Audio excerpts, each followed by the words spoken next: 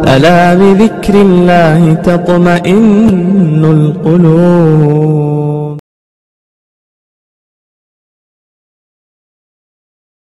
الحمد لله رب العالمين وهدانا بالكتاب المبين، والصلاة والسلام على سيد الأنبياء والمرسلين خاتم النبيين محمد بن عبد الله الأمين وعلى آله وصحبه أجمعين ومن تبعهم بإحسان إلى يوم الدين. أما بعد، فأعوذ بالله من الشيطان الرجيم. بسم الله الرحمن الرحيم. فإذا قضيت الصلاة فانتشروا في الأرض وابتغوا من فضل الله واذكروا الله كثيرا لعلكم تفلحون. صدق اللہ العلی العظیم. بزرگان محترم اور عزیز دوستوں اور ساتھیوں، میں نے آپ کے سامنے قرآن کریم کی ایک آیت تلاوت کی ہے جس میں اللہ رب العزت ارشاد فرما رہے ہیں، پھر جب تم نماز سے فارغ ہو جاؤ تو زمین میں پھیل جاؤ اور اللہ کا فضل تلاش کرو اور اللہ کو کثرت سے یاد کرو تاکہ تم کامیاب ہو جاؤ. یہاں آیت میں اللہ کے فضل سے مراد رزق حلال ہے. نبی کریم علیہ السلام اور آپ سے پہلے جتنے انبیاء علیہ السلام اس دنیا میں آئے، سب نے رزق حلال کے حصول کے لیے محنت اور جد و جہد کی. خود نبی کریم علیہ السلام نے بہت سارے اصول اس کے متعلق بیان فرمائے. آدمی کا کام کیسا ہے، کس درجے کا ہے، یہ اہمیت نہیں رکھتا. کام چھوٹا ہے یا بڑا ہے، یہ اہمیت نہیں رکھتا. اہمیت اس بات کی ہے کہ وہ جو کام کر رہا ہے وہ حلال ہے یا نہیں ہے، اور اگر حلال ہے تو پھر دنیا اور آخرت میں کامیابی ہی کامیابیاں ہیں. نبی کریم علیہ السلام سے کسی نے معلوم کیا، اے اللہ کے نبی، کون سا رزق پاکیزہ ہے، کون سا رزق طیب ہے؟ تو آپ علیہ السلام نے ارشاد فرمایا، وہ رزق زیادہ پاکیزہ اور طیب ہے جو آدمی اپنے ہاتھ سے کمائے یا جائز تجارت. معلوم یہ ہوا کہ انسان کو رزق کے لیے ایک تو محنت کرنا ہے، اور دوسرا یہ ہے کہ کسی کی ذات پر انحصار نہیں کرنا ہے، اپنے لیے خود انسان محنت کرے اور پھر حلال کمائے. اللہ نے رزق ہر انسان کے مقدر میں رکھ دیا ہے، لیکن جب تک انسان جدوجہد نہیں کرتا وہ رزق اس کو نہیں پہنچایا جاتا، اور اگر پہنچا بھی دیا جاتا ہے تو اس مقدار میں نہیں ہوتا جتنا کہ اس کو پہنچنا ہوتا ہے. ہمارے اکابرین فرماتے ہیں، کسی نے سوال کیا کہ اگر رزق مقدر میں ہے تو محنت کی کیا ضرورت؟ تو اکابرین علماء فرماتے ہیں کہ اس سوال کا جواب یہ ہے کہ انسان اگر محنت کرتا ہے تو ممکن ہے اللہ نے اس کی محنت میں ہی رزق کو مقدر رکھا ہو، اور اگر وہ محنت نہیں کرتا تو اللہ نے رزق کو روک رکھا ہو. معلوم یہ ہوا کہ محنت انسان کرتا ہے تو رزق بڑھتا ہے، یا رزق جو مقدر میں ہے وہ اس کو پہنچ جاتا ہے. دو بزرگ سفر کر رہے تھے، راستے میں ایک جنگل سے گزر ہوا تو ایک عجیب و غریب ماجرا دیکھا. وہ کیا تھا؟ ایک کھجور کے درخت پر ایک اندھا سانپ بیٹھا ہوا ہے، اور وہ کہیں جا نہیں سکتا اور شکار نہیں کر سکتا، کھا نہیں سکتا. تو ایسے میں ایک چڑیا دانا یا کوئی کھانے کی چیز لے کر آتی ہے اور اس سانپ کے منہ میں دیتی ہے. جب وہ کھا لیتا ہے تو وہ چڑیا دوبارہ اڑ کر جاتی ہے، پھر رزق لے کر آتی ہے اور اس کو کھلاتی ہے. تو ایک بزرگ نے کہا کہ بھائی میں نے اس سے ایک سبق حاصل کیا ہے، جب رزق مقدر میں ہے تو پھر انسان کو محنت کرنے کی ضرورت نہیں ہے. انسان بیٹھ جائے، اللہ اللہ کرتا رہے تو اللہ تعالیٰ اس کو رزق پہنچا دیں گے، اس کو محنت کی ضرورت نہیں ہے. انہوں نے گوشہ نشینی اختیار کر لی. لیکن جو دوسرے بزرگ تھے ان سے کسی نے پوچھا کہ آپ نے بھی تو یہ واقعہ دیکھا تھا, آپ نے بھی تو یہ منظر دیکھا تھا, بھلا آپ نے کنارہ کشی کیوں اختیار نہیں کی؟ تو انہوں نے کہا کہ واقعہ تو ایک تھا لیکن اس کے نتائج اور سبب دو ہیں. انہوں نے سانپ بننا پسند کیا, دوسروں کا محتاج ہو کر کھانا پسند کیا, اور میں نے چڑیا بن کر دوسروں کو کھلانا پسند کیا. میں محنت کر کے اللہ کا رزق خود بھی حاصل کرنا چاہتا ہوں اور دوسروں تک بھی پہنچانا چاہتا ہوں. معلوم یہ ہوا اسلام محنت کی ترغیب دیتا ہے, کمانے میں محنت اور مشقت برداشت کرنے کو عبادت کہتا ہے. نبی کریم علیہ السلام اور پھر صحابہ, پھر بعد میں آنے والے علماء, یہاں تک کہ ہمارے جو بادشاہ مسلم بادشاہ گزرے ہیں وہ بھی محنت کر کے کمایا کرتے اور کھایا کرتے. اورنگزیب رحمۃ اللہ علیہ کے بارے میں آتا ہے جتنی بڑی سلطنت اورنگزیب کی تھی کسی کی نہیں ہندوستان میں نہیں, لیکن اورنگزیب رحمۃ اللہ علیہ اپنے ہاتھ سے ٹوپیاں بنایا کرتے تھے یا قرآن کریم کی کتابت کیا کرتے تھے, اور اس سے جو آمدنی ہوتی وہ اپنی ذات پر خرچ کیا کرتے. اتنے بڑے بادشاہ اور اتنی بڑی بڑی فوجیں اور اتنا بڑا خزانہ, کسی چیز کی کمی نہیں. یہ وہ وقت تھا موریہ دور کا جب 200 قسم کے کھانے بادشاہ کے لیے تیار کیے جاتے تھے, اور میٹھے کی اقسام بھی 40 ہوا کرتی تھی ایک وقت میں. لیکن اورنگزیب رحمۃ اللہ علیہ نے اپنے ہاتھ سے محنت کر کے کھانا پسند کیا, اور تھوڑے سے پیسے ملتے, اس میں کیا ہوتا, تھوڑی سی دال آ جاتی, تھوڑے سے چاول آ جاتے, 2 وقت کی کھچڑی ایک ہی وقت بنوا لیا کرتے. اب جو پکاتی آیا تھا وہ یہ سمجھ کر آیا تھا کہ میں تو بادشاہ کا پکاتی بننے جا رہا ہوں, بادشاہ کے ہاں فراوانی بھی ہوگی, انعام بھی ہوگا, اور پھر بڑی تنخواہ بھی ہوگی. لیکن اورنگزیب نے کہا کہ بھائی میں تمہیں چند پیسے دے سکتا ہوں, اس سے زیادہ نہیں. اس نے اس وقت تو کہہ دیا, یہ بات سوچ کر کے بادشاہ کا ملازم رہوں گا تو زیادہ ملتا رہے گا, انعام زیادہ ہو جائے گا, تنخواہ کی پرواہ نہیں کی. لیکن جب دیکھا کہ مہینے 2 مہینے صرف کھچڑی بناتے ہوئے گزر گئے تو پریشان ہو گیا. تو اس نے بادشاہ سے کہا کہ میں استعفیٰ دینا چاہتا ہوں اور یہاں سے کہیں اور جانا چاہتا ہوں. بادشاہ سمجھ گئے, انہوں نے کہا کہ اچھا یہ تو بتاؤ کیوں جانا چاہتے ہو؟ اس نے کہا کہ نہیں حضور کوئی ایسی بات نہیں, آپ مجھے اجازت دے دیں. بادشاہ نے کہا اجازت دے دوں گا لیکن یہ تو بتا دو کہ جانا کیوں چاہتے ہو؟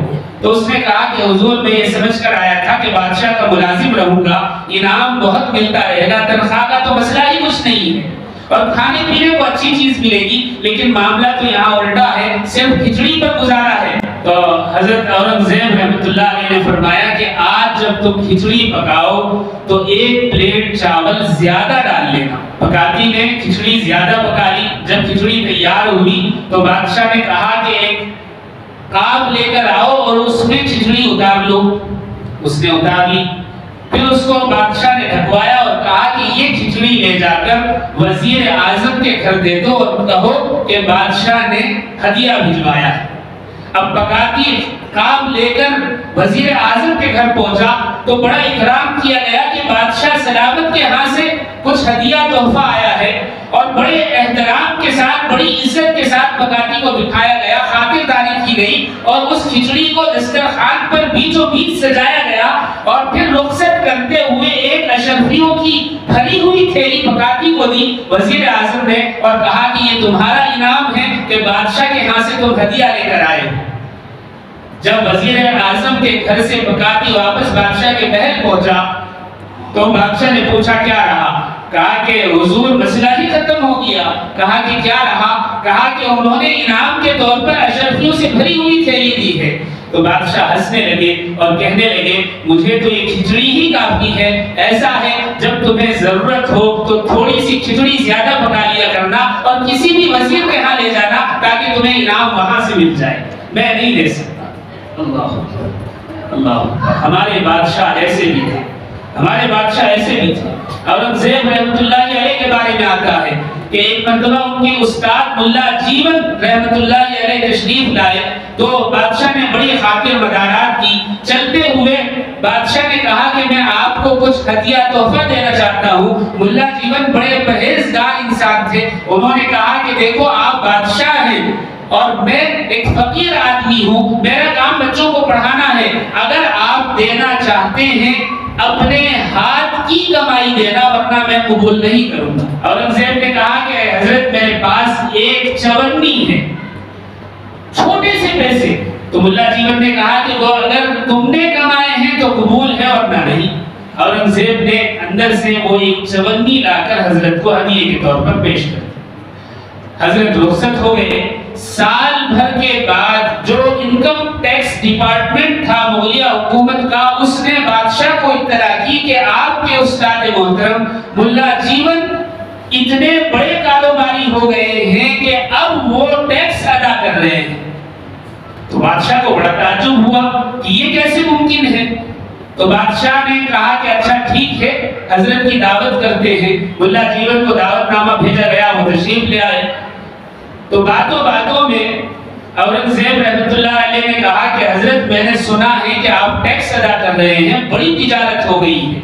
تو انہوں نے کہا کہ ہاں بالکل ہو گئی ہے۔ کہا کہ میں آپ سے اسی بارے میں بات کرنا چاہتا تھا۔ استاد نے کہا میں بھی اسی بارے میں تم سے ملنا چاہتا تھا۔ تو بادشاہ نے کہا کہ پہلے آپ بتائیے کہ کیا معاملہ ہے، یہ اتنی دولت کیسے آ گئی؟ تو ملا جیون نے کہا کہ بات یہ ہے کہ جو تم نے چونی مجھے دی تھی وہ اتنی بابرکت ثابت ہوئی کہ میں نے اس سے کپاس کے بیج خریدے اور اسے اپنی بنجر زمین میں بو دیا۔ اس سے جو کپاس ہوئی وہ اتنی ہوئی کہ کافی رقم آ گئی۔ پھر میں نے اور زمین خریدی اور اس میں بھی کپاس بو دیا، یہاں تک کہ میرا روئی کا کاروبار اتنا بڑھ گیا ہے کہ اب میں آپ کی حکومت کو ٹیکس ادا کرتا ہوں۔ مجھے تعجب اس بات پر ہے کہ اس چونی میں ایسی برکت کہاں سے آ گئی؟ میں اسی لیے تم سے ملنا چاہتا تھا کہ وہ ایسے تم نے کیسے کمائی کہ اس میں اتنی برکت پیدا ہو گئی۔ تو اورنگزیب رحمۃ اللہ علیہ نے کہا کہ چاندنی چوک میں ایک بنیا رہتا ہے، اس کو بلا کر لاؤ۔ چاندنی چوک سے ایک بنیے کو بلا کر لایا گیا۔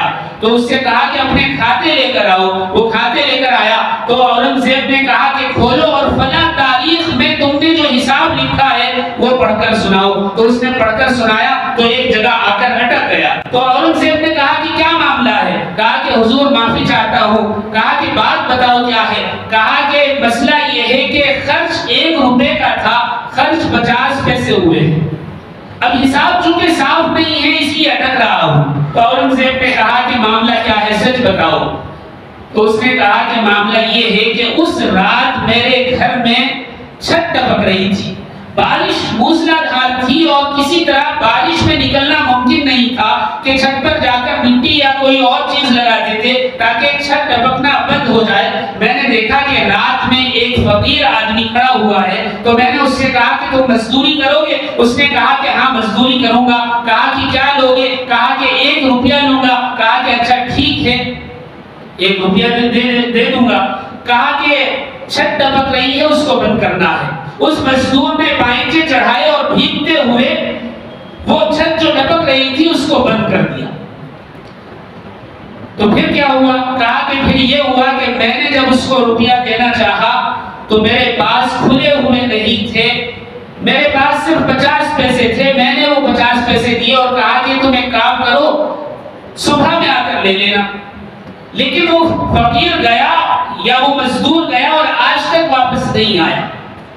تو اورنگزیب رحمۃ اللہ علیہ نے کہا کہ وہ مزدور نہیں تھا، رات میں پہرے داری کے لیے نکلا تو تم نے مجھے بلایا مزدوری کے لیے، میں نے مزدوری کی، 50 پیسے میں نے کمائے، چونکہ تم سے 1 روپیہ لینا تھا وہ 1 روپیہ لیا نہیں گیا، 50 پیسے تمہارے پاس رہ گئے تو تمہارے ہاتھوں میں حساب غلط ہو گیا، اور میرے پاس 50 پیسے آئے تھے، 1 چونی میں نے خرچ کر لی تھی اور 1 جو چونی بچی تھی حضرت وہ میں نے آپ کو پیش کر دی تھی۔ جب محنت ہوتی ہے تو اللہ تعالیٰ پھل عطا فرماتے ہیں۔ ایسا نہیں ہے کہ صرف آج کے زمانے میں کوئی بھی ایسا پیشہ اختیار کیا جائے جو باعث عزت ہو، ایسا نہیں۔ صحابہ کے زمانے میں کوئی بھی پیشہ چھوٹا اور بڑا نہیں ہوا کرتا تھا، اہمیت اس بات کی تھی کہ حلال کمایا جائے۔ حضرت عمر فاروق رضی اللہ تعالیٰ اسلام لانے سے پہلے اپنے والد کے اونٹ چلایا کرتے تھے، اور پھر جب اسلام قبول کیا تو آپ نے چمڑوں کو رنگ کر بیچنا شروع کیا۔ پھر جب مدینہ تشریف لائے تو مدینے میں چمڑے کا کاروبار کیا کرتے، پہلے چمڑے کو سکھاتے، پھر اس کو صاف کرتے اور پھر اسے فروخت کیا کرتے۔ اور خیبر کی فتح کے بعد جب آپ کو زمینیں مل گئی اور پھر حضرت صدیق اکبر کا زمانہ ختم ہوا اور آپ کا وصال ہو گیا اور حضرت عمر فاروق کو خلافت کی مسند پر بٹھا دیا گیا، تو خلافت کے امور میں مصروف ہونے کی وجہ سے حضرت عمر فاروق نے اپنی زمینیں کاشت کے لیے کرائے پر دے دی، اور اس سے جو فصل آتی یا جو پیسہ آتا اس سے اپنا گھر بار کا خرچ چلایا کرتے تھے۔ صحابہ رضوان اللہ علیہ مجمعین کا بھی یہی معاملہ تھا۔ حضرت محمد بن علی جنہیں امام باقر رحمت اللہ علیہ کہا جاتا ہے، ان کے بارے میں ایک صاحب نے کہا کہ میں یہ سمجھتا تھا کہ امام زین العابدین کے بعد کوئی شخص ایسا متقی پرہیزگار اور اتنے اونچے درجے پر فائز نہیں ہوگا، لیکن جب میں نے محمد بن علی کو دیکھا تو سمجھا کہ ان سے بڑا کوئی ولی آج کے زمانے میں نہیں۔ وہ کہتے ہیں کہ میں نے دیکھا کہ ایک بوڑھا آدمی مدینے کے باہر سخت ترین دھوپ میں محنت اور مشقت کر رہا ہے، مزدوری کر رہا ہے، تو میں نے سوچا کہ اس بوڑھے آدمی کو جا کر کچھ نصیحت کروں۔ میں اس کے پاس گیا اور میں نے جا کر کہا کہ اس بڑھاپے میں کیا آفت آ گئی کہ تم اتنی محنت اور مزدوری کر رہے ہو؟ اس نے کہا کہ میں محنت اور مزدوری اس لیے کر رہا ہوں تاکہ کسی کے آگے ہاتھ نہ پھیلا سکوں۔ وہ شخص کہتا ہے کہ میں نصیحت کرنے کے لیے گیا تھا، لیکن ان کی بات سن کر مجھے ہی نصیحت ہو گئی۔ میں نے پوچھا آپ کون ہیں؟ کہا کہ محمد بن علی ہوں۔ تو میں سمجھ گیا کہ یہ تو اہل بیت میں سے ہیں اور ان سے بڑا کوئی ولی اللہ نہیں۔ انہوں نے پھر ایک اور بات کہی، میں نے جو مزدوری اور محنت کی ہے یہ اس لیے ہے تاکہ کسی کے آگے ہاتھ نہ پھیلا سکوں، اور رسول اللہ صلی اللہ علیہ وسلم کے فرمان کے مطابق اگر محنت مزدوری کرتے ہوئے، کام کاج کرتے ہوئے، دوڑ دھوپ کرتے ہوئے، حلال کماتے ہوئے آدمی فوت ہو جائے تو وہ اللہ کی راہ میں، اللہ اتنے بڑے فضائل امام اعظم رحمت اللہ علیہ کو کون نہیں جانتا۔ ہم یہ سمجھتے ہیں کہ ہمارے علماء، فقہاء، ائمہ اور بزرگان صرف پڑھنے پڑھانے سے تعلق رکھتے تھے، ایسا نہیں ہے۔ امام اعظم رحمت اللہ علیہ کا کاروبار ریشم کا تھا، ریشم کے کپڑے آپ فروخت کیا کرتے تھے۔ ایک مرتبہ ایک آدمی کو کچھ خاص کپڑے کی ضرورت تھی، وہ کوفہ آیا اور اس نے کپڑا تلاش کیا تو بتایا لوگوں نے کہ اگر ایسا کپڑا چاہیے تو امام اعظم ابو حنیفہ کے پاس چلے جاؤ، وہی دیں گے۔ وہ آیا تو اس نے کپڑا طلب کیا، امام نے فرمایا اپنے بیٹے سے حماد سے کہ جاؤ فلاں کپڑا دے دو۔ آپ کے صاحبزادے حضرت حماد آئے اور انہوں نے وہ کپڑا نکالا، چونکہ یہ وہ افراد تھے جو ہر ہمیشہ ذکر و اذکار میں مشغول رہا کرتے، تو انہوں نے کپڑا ایسے پھیلاتے ہوئے کہا صلی علی النبی، صرف اتنا ہی کہا، صرف کپڑا پھیلایا اور صرف درود نکلا، چھوٹا سا درود۔ تو امام اعظم نے سن لیا اور فرمایا حماد اس کپڑے کو لپیٹ دو، یہ کپڑا اب تم بیچ نہیں سکتے۔ تو اس آدمی نے کہا کہ ایسا کیا مسئلہ ہے؟ کہا کہ دیکھو حماد، تم نے جو درود شریف پڑھا ہے، تم نے جو رسول اللہ کا نام لیا ہے، رسول اللہ کے نام کے ساتھ تم نے کپڑے کی تعریف کی ہے، گویا کپڑے کو بیچنے میں اللہ کے نبی کے نام کا سہارا لیا ہے، اب یہ بیچنا جائز نہیں ہے۔ اگر تم بیچو گے تو جھوٹی تعریف ہوگی، رسول اللہ کے نام کا ناجائز فائدہ ہوگا، یہ تم کپڑا بیچ نہیں سکتے۔ حضرت حماد نے کپڑا سمیٹ لیا، وہ شخص سارے کوفہ میں گھوم پھرا لیکن ایسا کپڑا نہیں ملا، پھر واپس آیا اور پھر امام اعظم سے کہا کہ حضرت وہ کپڑا عنایت فرما دیں۔ حضرت نے کہا اللہ کی قسم وہ کپڑا میرے لیے بیچنا حرام ہے کہ رسول اللہ کے نام کا ناجائز فائدہ میں نہیں اٹھا سکتا۔ اللہ کیا قسم حلال تھا، کیا قسم حلال۔ امام اعظم کے متعلق ہی آتا ہے کہ ایک آدمی کپڑا لینے کے لیے آیا تو بازار میں اس نے معلوم کیا کہ مجھے کپڑا چاہیے، کہاں ملے گا؟ لوگوں نے کہا کہ ابو حنیفہ کے پاس چلے جاؤ۔ تو وہ شخص چلنے لگا تو لوگوں نے کہا کہ دیکھو امام اعظم سے بھاؤ تاؤ مت کرنا، اس لیے کہ وہ اتنے ہی پیسے لیں گے جتنے واجب ہوتے ہیں، ناجائز پیسے بتا کر کم نہیں کریں گے، لہٰذا تم اتنے ہی پیسے دے دینا جتنے وہ کہیں۔ اب اتفاق یہ کہ جب دکان پر وہ آدمی پہنچا تو امام اعظم دکان پر نہیں تھے، آپ کا ایک ملازم دکان پر بیٹھا ہوا تھا۔ اس نے کپڑا مانگا، ملازم نے کپڑا دکھایا، اس نے پوچھا کتنے کا ہے، کہا کہ 1000 درہم کا ہے۔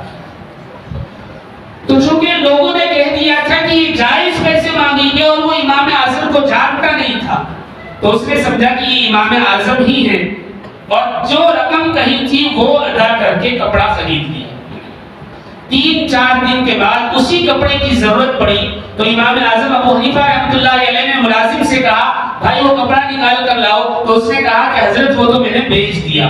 کہا کہ کتنے کا بیچا ہے؟ کہا کہ 1000 درہم کا بیچا ہے۔ کہا کہ اے اللہ کے بندے تو نے کیا کر دیا؟ وہ تو 400 درہم کا تھا، تو نے 1000 کا کیسے بیچ دیا؟ اس نے کہا کہ حضرت میں نے تو بیچ دیا۔ کہا کہ یہ پتہ ہے کس نے خریدا تھا؟ کہا کہ ہاں اس نام کا ایک آدمی مدینہ سے آیا تھا، اس نے خریدا ہے۔ امام اعظم نے کہا میں ایسے ملازم کو اپنے یہاں نہیں رکھ سکتا جو جھوٹ کا کاروبار کرے، لہٰذا تم یہاں سے چلے جاؤ۔ اس کا حساب کر کے رخصت کر دیا اور امام اعظم 1000 درہم لے کر مدینہ آئے کوفہ سے، اور مدینے پہنچ کر اس کے محلے میں گئے، مسجد تلاش کی تو پتا چلا کہ وہ مسجد میں ہے۔ مسجد میں جا کر اس آدمی کے برابر میں کھڑے ہو کر نوافل پڑھنے لگے۔ جب وہ اپنی نماز سے فارغ ہوا، امام نے اس سے مصافحہ کیا اور کہا کہ تم نے جو یہ کپڑا پہنا ہوا ہے یہ واپس دے دو۔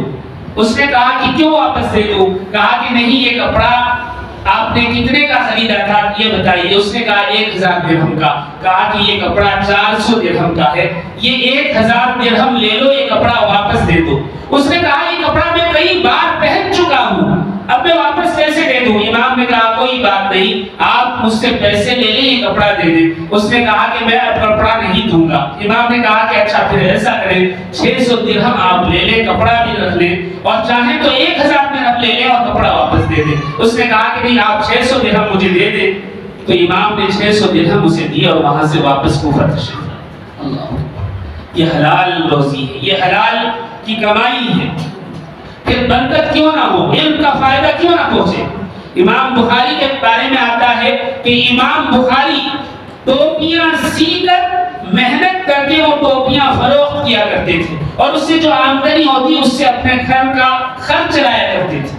آج ٹوپی اوڑھنا ہی ایک کی بات ہے، ٹوپی بیچنے والا تو نہایت کمتر سمجھا جاتا ہے، اللہ ہمیں معاف فرمائے۔ حالانکہ ٹوپی سینا بڑی چیز ہے، بڑی چیز ہے۔ رسول اللہ صلی اللہ علیہ وسلم اپنے گھر کے دروازے میں تشریف رکھتے تھے، ایک صحابی تیز قدموں سے جا رہے تھے، آپ کو سلام کیا، آپ نے جواب دیا تو آپ نے فرمایا کہاں کا ارادہ ہے؟ کہا کہ اے اللہ کے نبی کسی درزی کو تلاش کر رہا ہوں۔ فرمایا کیا کام ہے؟ کہا کہ ٹوپی سلوانا چاہتا ہوں لیکن کوئی درزی نہیں مل رہا ہے اور جلدی بھی ہے۔ آپ نے فرمایا اگر ایسا ہے تو پھر آ جاؤ، میں تمہاری ٹوپی سی دیتا ہوں۔ اس شخص نے کہا اے اللہ کے نبی اس سے بڑی خوشی کی کیا بات ہوگی؟ وہ کپڑا لایا، دھاگا لایا، سوئی لایا اور اس نے آپ صلی اللہ علیہ وسلم کو دی۔ رسول اللہ صلی اللہ علیہ وسلم نے اپنے مبارک ہاتھوں سے ٹوپی سی۔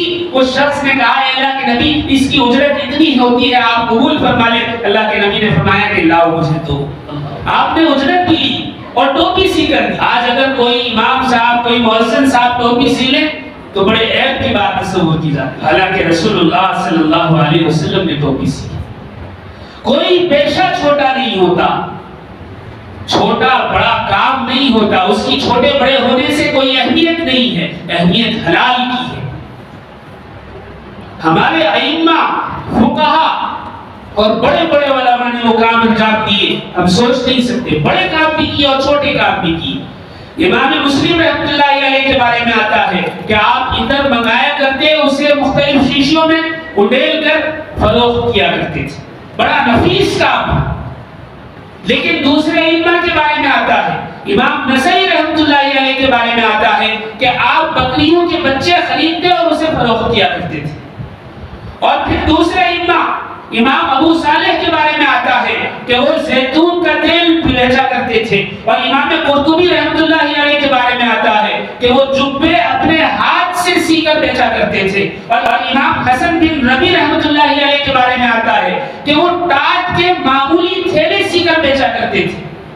اور امام ابن الجوزی رحمۃ اللہ علیہ کے بارے میں آتا ہے کہ وہ تانبا خریدتے اور اس کو کاٹ کر کر بیچا کرتے تھے. اور امام سری سختی رحمۃ اللہ علیہ کے بارے میں آتا ہے کہ وہ ٹین کے ڈبے اپنے ہاتھ سے بنا کر بیچا کرتے تھے. اور امام ابن ماجہ کے بارے میں آتا ہے کہ وہ گھوڑے کی لگام اور زین بیچا کرتے تھے, اپنے ہاتھ سے بناتے اور پھر فروخت کرتے. اور امام محمد بن احمد جنہیں امام قدوری کہتے ہیں, ان کے بارے میں آتا ہے کہ وہ ہانڈیاں اپنے ہاتھ سے بناتے اور پھر بازار میں فروخت کیا کرتے تھے. اور امام غزالی کے بارے میں آتا ہے کہ ابتداءً انہوں نے دھاگے کا کام کیا, یعنی ان کے والد کے دھاگے کا کاروبار تھا, اور بعد میں جب مصروفیت بڑھی, پڑھنے پڑھانے کا سلسلہ طویل ہو گیا, تو پھر کتابت کیا کرتے اور اس سے جو آمدنی ہوتی اس سے کمایا کرتے. اور ایسا نہیں کہ بڑی کھاٹ باٹ کی زندگی گزاری ہو, ان کا بچپن کھاٹ باٹ کا تھا. ریشم لگے ہوئے جو کف تھے وہ کپڑے پہنا کرتے تھے, بہت معمولی سی پٹی جائز ہے, پورا ریشم کا لباس جائز نہیں. اور بڑے کرو فر سے امام غزالی کا بچپن گزرا, لیکن جب بڑے ہو گئے اور والدہ کا بھی انتقال ہو گیا تو کتابت سے جو معمولی رقم آیا کرتی اس سے اپنے گھر کا خرچ چلایا کرتے. ایک آدمی قاضی ابو بکر بن عربی رحمۃ اللہ علیہ فرماتے ہیں کہ بغداد میں میں نے دیکھا امام غزالی کے ایک ہاتھ میں ایک معمولی سا ڈنڈا ہے اور ان کے کندھے پر پانی کا ایک برتن لٹکا ہوا ہے, وہ پانی اپنے گھر لے کر جا رہے تھے, اور ان کے بدن پر جو کپڑے تھے اس میں بے شمار پیوند لگے ہوئے تھے. اور امام غزالی کا حال یہ تھا کہ جب آپ مسجد درس پر بیٹھتے, حدیث اور قرآن پڑھانے کے لیے آپ بیٹھتے, تو ایسے ایسے علماء جن کے ہزار ہزار دو ہزار شاگرد تھے, ایسے ایسے علماء آ کر آپ کے درس میں شامل ہوتے اور ان کی تعداد 400 سے زیادہ تجاوز کر جاتی تھی. اللہ محنت, مشقت اور حلال کمانے کی حوصلہ افزائی اسلام کرتا ہے. اور یہ کوئی معمولی آدمی نہیں تھے. امام غزالی کے مرتبے کے متعلق چند باتیں آپ پہ گوش گزار کر دوں. نبی کریم علیہ السلام کی ایک حدیث ہے, علماء امتی کا انبیاء بنی اسرائیل, میری امت کے علماء بنی اسرائیل کے انبیاء جیسے ہیں. یہ حدیث ہے. ایک مرتبہ کسی نے خواب دیکھا کہ رسول اللہ صلی اللہ علیہ وسلم کے سامنے حضرت موسیٰ تشریف فرما ہے, اور حضرت موسیٰ نے رسول اللہ صلی اللہ علیہ وسلم سے فرمایا, اے اللہ کے نبی, آپ نے فرمایا ہے میری امت کے علماء بنی اسرائیل کے انبیاء جیسے ہیں, کیا کوئی ایسا عالم آپ پیش کر سکتے ہیں؟ رسول اللہ صلی اللہ علیہ وسلم نے مسکرا کر امام غزالی کی طرف اشارہ کیا کہ یہ ہے دیکھو. امام غزالی سے حضرت موسیٰ علیہ السلام نے خواب ہی کے عالم میں ایک سوال کیا اور امام غزالی نے اس کے 10 مختلف جواب دیے. تو حضرت موسیٰ مسکرانے لگے اور کہنے لگے کیا عجیب بات ہے, آپ سے میں نے سوال ایک کیا تو جواب بھی ایک ہونا چاہیے تھا, آپ نے 10 الگ الگ جوابات اس کے دیے ہیں, ایسا معاملہ کیا ہے؟ اتنی لمبی گفتگو کی ضرورت ہی نہیں تھی. تو امام غزالی مسکرانے لگے اور کہنے لگے کہ آپ سے اللہ نے ایک سوال کیا تھا کہ موسیٰ تیرے ہاتھ میں کیا ہے, اور آپ نے اس کی لمبی چوڑی تفصیل بیان کی کہ اللہ نے آپ سے پوچھا تھا آپ کے ہاتھ میں کیا ہے, آپ جواب دے دیتے میرے ہاتھ میں لکڑی ہے یا لاٹھی ہے یا عصا ہے, ایک جواب دے دیتے. لیکن آپ نے کہا اے اللہ یہ میری لاٹھی ہے, میں اس سے بکریوں کو ہانکتا ہوں, اس سے ٹیکا لگا لیتا ہوں, پتے جھاڑ لیتا ہوں, کوئی موذی جانور آ جائے تو اس سے اپنی حفاظت کر لیتا ہوں. آپ نے بھی تو وہاں مختلف جوابات دیے تھے. حضرت امام غزالی کے اس جواب سے حضرت موسیٰ علیہ السلام مسکرانے لگے. یہ مقام امام غزالی کا. امام ابو الحسن شاذلی رحمۃ اللہ علیہ فرماتے ہیں کہ میں نے خواب دیکھا رسول اللہ صلی اللہ علیہ وسلم کے روبرو حضرت موسیٰ اور حضرت عیسیٰ ہیں, اور آپ علیہ السلام بڑے فخر کے ساتھ حضرت موسیٰ سے حضرت عیسیٰ سے فرما رہے ہیں کہ میرا جو غزالی ہے کیا اس جیسا کوئی عالم تمہاری امتوں میں ہے؟ تو حضرت عیسیٰ نے حضرت موسیٰ نے ایک زبان ہو کر کہا اے اللہ کے نبی کوئی نہیں, ایک بھی نہیں. یہ مقام 5ویں صدی کے مجدد امام غزالی رحمۃ اللہ علیہ. اللہ اور معمولی کتابت سے کما کر کھایا, معمولی کتابت سے. امام غزالی کا قول ہے فرماتے ہیں کہ حضرت عمر رضی اللہ تعالیٰ عنہ نے ارشاد فرمایا تم میں سے کوئی بھی رزق کی تلاش چھوڑ کر یہ نہ کہے کہ اے اللہ مجھے رزق عطا فرما دے. اللہ اکبر. یعنی رزق کی تلاش نہ کرے آدمی, محنت نہ کرے, جدوجہد نہ کرے, کسب حلال کے لیے کوشش نہ کرے, بازار نہ جائے اور پھر اللہ سے دعا کرے کہ اے اللہ مجھے رزق عطا فرما, تو اس کے لیے جائز نہیں. یہ حضرت عمر رضی اللہ تعالیٰ عنہ کا ارشاد گرامی. انبیاء علیہ السلام نے بھی بڑی محنتیں کی. حضرت ادریس علیہ السلام دھاگا بنایا کرتے تھے, اور حضرت نوح علیہ السلام کا کام کارپینٹر کا تھا. جب کشتی نوح بنانے کا حکم ہوا, اس سے پہلے سے حضرت نوح علیہ السلام کارپینٹر کا کام کیا کرتے تھے. اسی سے اپنا گھر بار چلایا. حضرت موسیٰ علیہ السلام بکریاں چلایا کرتے تھے. حضرت عیسیٰ علیہ السلام بھی بکریاں چلایا کرتے تھے. حضرت داؤد علیہ السلام کے بارے میں آتا ہے وہ زرے بنا کر فروخت کیا کرتے تھے. یہ تو انبیاء علیہ السلام کا معاملہ تھا. رسول اللہ صلی اللہ علیہ وسلم کی زندگی اٹھا کر دیکھیں تو معلوم ہوگا کم سنی میں آپ نے دوسروں کی بکریاں مزدوری پر چرائی.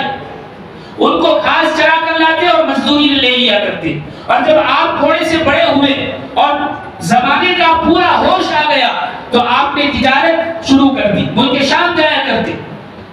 اور آپ کی تجارت ہی کو دیکھ کر حضرت خدیجہ نے اپنا مال آپ کے سپرد کیا کہ آپ کی تجارت بڑی صاف اور شفاف تھی. رسول اللہ صلی اللہ علیہ وسلم کی تجارت کا معاملہ یہ الگ تھا.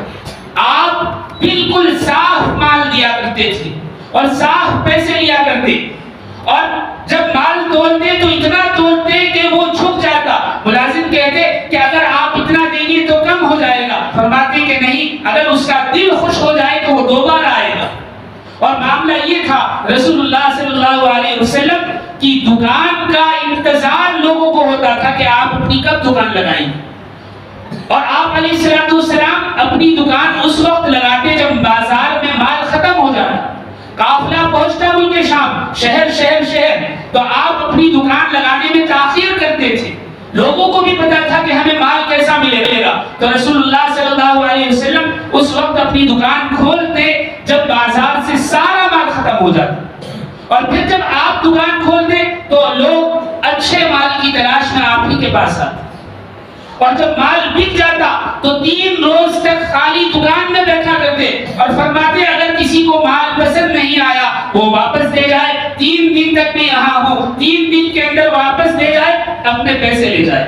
اللہ, جب یہ مراعات ملے گی تو گاہک کیوں انتظار نہیں کرے گا. اور پھر جب بار نبوت آپ کے کاندھوں پر آ گیا تو مکی زندگی میں آپ نے تجارت موقوف کر دی. تجارت کا بڑا مال تھا اور بہت پیسہ جمع ہو چکا تھا. تقریباً 52 یا 54 کلو سونے کے مالک رسول اللہ صلی اللہ علیہ وسلم تھے. جب آپ کو نبوت ملی تو آپ نے وہ سارا کا سارا مال راہ خدا میں مسلمانوں پر صرف کر دیا. اور جب آپ کا مال ختم ہوا تو آپ پریشان ایک دن گھر میں داخل ہوئے. حضرت خدیجہ نے معلوم کیا اے اللہ کے نبی آپ کیوں اس قدر پریشان ہیں. آپ نے فرمایا خدیجہ میں غربا کو دیکھ کر آیا ہوں, وہ بڑے پریشان ہیں. تو حضرت خدیجہ نے کہا کہ آپ تشریف رکھیں. رسول اللہ صلی اللہ علیہ وسلم چٹائی پر تشریف فرما ہوئے. حضرت خدیجہ اندر سے سونا اور مال لاتی رہی. روایتوں میں آتا ہے کہ اتنا بڑا ڈھیر حضرت خدیجہ نے لگا دیا کہ رسول اللہ صلی اللہ علیہ وسلم اس کے پیچھے چھپ گئے. اور پھر حضرت خدیجہ نے کہا اے اللہ کے نبی یہ مال بھی اور میں بھی آپ کی خدمت میں جیسے چاہے خرچ کر دیں. مکی زندگی میں سارا مال رسول اللہ صلی اللہ علیہ وسلم نے خرچ کر دیا. اور پھر مدنی زندگی میں رسول اللہ صلی اللہ علیہ وسلم کو صحابہ نے بہت سارے باغات یا کچھ صحابہ نے اپنے باغات کے کچھ درخت ہدیہ فرما دیے اور کہا اے اللہ کے نبی اس سے جو آمدنی ہوگی, جو فصل آئے گی اس سے آپ اپنا خرچ چلائیں. رسول اللہ صلی اللہ علیہ وسلم نے ابتداء اس سے خرچ چلایا. پھر صحابہ نے یعنی انصار صحابہ نے جو زائد زمینیں تھی, زائد مکانات تھے, وہ رسول اللہ صلی اللہ علیہ وسلم کو ہدیہ کر دیے. آپ نے وہ مہاجرین میں تقسیم فرما دیے. پھر انصار کہ اللہ کے نبی آپ اس سے اپنا خرچ چلا لیں، کیونکہ بار نبوت اور پھر ایک اسلامی معاشرے کے لیے وقت کی ضرورت تھی، آپ کما نہیں سکتے تھے۔ صحابہ نے اس چیز کو بھانپ کر آپ کو ہدیہ کر دیا کہ اس کی فصل سے آپ کمائیں کھائیں، لیکن رسول اللہ صلی اللہ علیہ وسلم نے وہ 7 باغات کی فصل تو استعمال کی، لیکن اپنے گھرانے میں سے کسی کو اس کا مالک نہیں بنایا۔ اور پھر جب یہودیوں کو مدینہ سے نکال باہر کیا اور مختلف مال غنیمت مسلمانوں کے ہاتھ لگا تو رسول اللہ صلی اللہ علیہ وسلم کے حصے میں ایک باغ آیا، تو آپ نے وہ سارے باغات غربا میں تقسیم کر دیے اور صرف اس باغ سے پورے سال اپنے 9 گھروں کا خرچ چلایا۔ اور پھر جب خیبر فتح ہوا اور وہاں کی مختلف زمینیں باغات رسول اللہ صلی اللہ علیہ وسلم کے حصے میں آئے تو رسول اللہ صلی اللہ علیہ وسلم نے جو مکانات اور زمینیں باغات مدینہ میں بنائی تھے وہ تمام غربا کے لیے وقف کر دیے، صرف خیبر کی فصل پر یا اس کی آمدنی پر آپ کا گھر چلتا تھا۔ اور امہات المومنین کی اپنی جائیدادیں تھی، فاقہ ان کا اختیاری تھا، امہات المومنین کی اپنی جائیدادیں تھی، مختلف باغات تھے، اونٹنیاں تھی اور بکریاں تھی۔ حضرت ام سلمہ کے بارے میں آتا ہے طائف میں ایک باغ تھا جس کی بہت بڑی فصل مدینہ لائی جاتی تھی، اور اس فصل میں سے سب سے زیادہ عمدہ اور پسندیدہ چیز جو رسول اللہ صلی اللہ علیہ وسلم کو پسند تھی وہ شہد تھا، اور حضرت ام سلمہ اس کو اٹھا کر چھپا کر رکھتی تھی کہ رسول اللہ صلی اللہ علیہ وسلم کو پیش کروں۔ جس وقت رسول اللہ صلی اللہ علیہ وسلم نے اس دنیا سے پردہ فرمایا اس وقت حالانکہ گھر میں جلانے کے لیے تیل نہیں تھا، تیل اس لیے نہیں تھا کہ رقم نہیں تھی، لیکن گھر کا خرچ آپ کا چل رہا تھا۔ کیسے چل رہا تھا؟ رسول اللہ صلی اللہ علیہ وسلم کے پاس 20 کے قریب اونٹنیاں تھی جس میں سے 9 کے قریب دودھ دیا کرتی، جس سے گھر میں دودھ آ جاتا اور اس دودھ سے خرچ چلتا تھا، اور 150 کے قریب بکریاں تھی جس میں سے مختلف بچوں کو وقتاً فوقتاً بیچ دیا جاتا اور اس سے جو آمدنی ہوتی اس سے آپ کا گھر بار چلتا تھا۔ تو رسول اللہ صلی اللہ علیہ وسلم نے مدنی زندگی میں اگرچہ باقاعدہ تجارت نہیں کی، باقاعدہ محنت نہیں کی، اس لیے کہ ایک مشن تھا، لیکن آپ نے لوگوں کو بتا دیا کہ اپنے گھر بار کو کس طرح چلایا جاتا۔ اور پھر صحابہ کے زمانے میں دیکھیں، صحابہ نے بھی اسی طریقے سے بڑی محنتیں کی۔ حضرت ابوبکر صدیق رضی اللہ تعالیٰ عنہ کے بارے میں آتا ہے کہ وہ خلافت کے امور سے جب فرصت ہوتی تو کپڑا اپنی پیٹھ پر لاد کر مدینے کے اطراف لے کر جاتے اور وہاں بیچ کر آتے، اس سے جو آمدنی ہوتی اس سے اپنا گھر چلایا کرتے تھے۔ حضرت عثمان غنی کے بارے میں تو آتا ہے کہ ان کی تو بڑی تجارتیں تھی، زیادہ تر کاروبار گھوڑوں کا تھا، چمڑے کا تھا، اور حضرت علی آپ کا کاروبار بڑا نہیں تھا، لیکن آپ خود یعنی ہیلمٹ جو جنگ میں استعمال کیے جاتے ہیں اور زرہیں اور تلواریں منگوا کر دوسروں کو بیچا کرتے تھے، اس سے آپ کی آمدنی ہوتی۔ اور حضرت ابو عبیدہ پتھروں کو ترشوا کر منگاتے یعنی اینٹ منگواتے پتھروں کی اور اسے بیچا کرتے تھے۔ حضرت سعد بن ابی وقاص کے بارے میں آتا ہے کہ وہ لکڑی کاٹ کر بیچا کرتے تھے۔ ایک مرتبہ رسول اللہ صلی اللہ علیہ وسلم نے ان سے مسافہ ملایا تو دیکھا ہاتھ بڑے کھردلے ہیں، تو آپ نے فرمایا سعد یہ کیا ہے؟ کہا ہے اللہ کے نبی میں لکڑی کاٹ کر محنت کر کے کماتا ہوں۔ رسول اللہ صلی اللہ علیہ وسلم نے دونوں ہاتھوں کو پکڑا اور ان کو جھک کر بوسہ دیا۔ ساری زندگی میں صرف رسول اللہ صلی اللہ علیہ وسلم نے اگر کسی کے ہاتھ کو بوسہ دیا ہے تو وہ مزدور کے ہاتھ سے۔ اللہ حضرت امیر معاویہ اون کا کاروبار کیا کرتے تھے، حضرت عبد الرحمن گھنٹیوں کا کاروبار کیا کرتے، حضرت سلمان فارسی کھجور کی چھال بیچا کرتے تھے، حضرت مقداد رضی اللہ تعالیٰ مشکے سے بنا کر بیچا کرتے تھے، اور حضرت بلال لکڑیاں بیچا کرتے تھے۔ ایسا نہیں ہے کہ صحابہ نے صرف دین کے لیے زندگی گزار دی اور بیت المال پر اپنا خرچ چلایا، ایسا نہیں، محنت کی، مزدوری کی، کسی کے آگے ہاتھ نہیں پھیلایا۔ حضرت انس بن مالک فرماتے ہیں رسول اللہ صلی اللہ علیہ وسلم سے کسی نے سوال کیا تو آپ نے فرمایا تیرے پاس کیا ہے؟ کہا کہ کچھ نہیں۔ کہا کہ گھر میں کیا ہے؟ کہا کہ ایک پیالہ ہے، ایک بوسیدہ دری ہے۔ آپ نے کہا کہ لے کر آؤ، وہ لے کر آیا تو آپ نے کہا کہ کون ہے جو خریدے؟ کسی نے کہا کہ 1.5 درہم میں خریدتا ہوں۔ تو آپ نے فرمایا اس سے زیادہ کون دے گا؟ کسی نے کہا کہ 2 درہم میں خریدتا خریدتا ہوں. آپ نے وہ 2 درہم میں بیچ دیے اور پھر اس کو 1 درہم دیا اور کہا کہ اس سے اپنے گھر میں کھانا لے جاؤ, اور دوسرا درہم دیا اور کہا کہ کلہاڑی خرید کر لاؤ. وہ جب لے کر آیا آپ نے اپنے دستے مبارک سے اس میں لکڑی لگا دی اور کہا کہ 15 دن تک لکڑیاں کاٹو اور بیچو, 15 دن سے پہلے نہیں آنا. 15 دن کے بعد تقریباً 15 درہم وہ لے کر آیا تو آپ نے فرمایا اب اس سے اپنے گھر کو چلاؤ. اللہ اللہ اللہ. رسول اللہ صلی اللہ علیہ وسلم نے محنت کا طریقہ بتایا, محنت کا طریقہ بتایا. آپ علیہ السلام نے ارشاد فرمایا رزق حلال کی تلاش فرض عبادت کے بعد سب سے بڑا فریضہ, سب سے بڑا فریضہ. آج ہم کماتے تو ہیں لیکن حلال نہیں کماتے. ایک کسی کا قول بڑا مشہور ہے کہ ہم حرام کمائی جیب میں لیے پھرتے ہیں اور حلال گوشت کی دکان تلاش کرتے ہیں. گوشت اگر حلال بھی ہو تو حرام کی کمائی سے کہاں حلال ہو جائے گا. اللہ ہماری حفاظت فرمائے, اللہ ہماری حفاظت فرمائے. رسول اللہ صلی اللہ علیہ وسلم کا ارشاد گرامی ہے کسی شخص نے کوئی کھانا اس سے بہتر نہیں کھایا کہ وہ اپنے ہاتھوں سے کما کر کھائے. اور پھر آپ نے فرمایا داؤد علیہ السلام بھی اپنے ہاتھوں سے کما کر کھایا کرتے تھے. آپ علیہ السلام کی ایک اور حدیث ہے, آپ نے ارشاد فرمایا بے شک اللہ محنت کرنے والے مومن کو زیادہ محبوب رکھتے ہیں. اللہ. اور ایک اور حدیث ہے رسول اللہ صلی اللہ علیہ وسلم نے ارشاد فرمایا خود کو سوال کرنے سے بچانے کے لیے, یعنی کسی کے آگے ہاتھ پھیلانے سے بچنے کے لیے, بیوی بچوں کا پیٹ پالنے کے لیے اور پڑوسی پر مہربانی کرنے کے لیے جو حلال کمانے والا ہے وہ روز قیامت اللہ سے اس حال میں ملے گا کہ 14ویں رات کے چاند سے زیادہ اس کا چہرہ منور ہوگا. اللہ مجھے بھی اور آپ کو بھی عمل کی توفیق عطا فرمائے. وآخر دعوانا الحمدللہ رب العالمین. کعبے پہ پڑی جب پہلی نظر کیا چیز ہے دنیا بھول گیا, کیا چیز ہے دنیا بھول گیا.